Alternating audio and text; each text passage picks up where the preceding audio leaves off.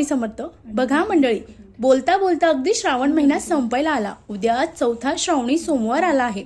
या श्रावणी सोमवाराला विशेष महत्त्व आहे, कारण न चुकता अनेकांनी 3 श्रावणी सोमवारचा उपवास केला आहे। मग उद्या सुद्धा चौथा जो श्रावणी सोमवार आहे, मग अनेक जण याचं जे व्रत आहे, पूजा आहे ते करणार आहेत। मग उद्याची शिवामूठ आहे ती कोणती अर्पण करायची, अनेकांना प्रश्न पडले आहे, जव किंवा जवस। तर बघा मंडळी, उद्या आपल्याला जव जे आहे ते अर्पण करायची आहे। जी जवस आहे म्हणजे आपण जवसाची चटणी तयार करतो, ते जवस आपल्याला चुकूनही अर्पण करायचे नाही।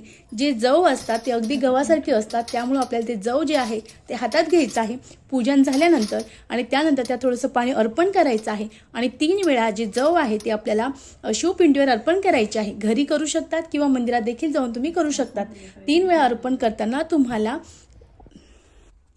शिवा शिवा महादेवा माझी मूठ ईश्वरा देवा असं म्हणत अर्पण करायचं आहे आणि मनोभावे नमस्कार करायचा आहे। श्री स्वामी समर्थ। धन्यवाद।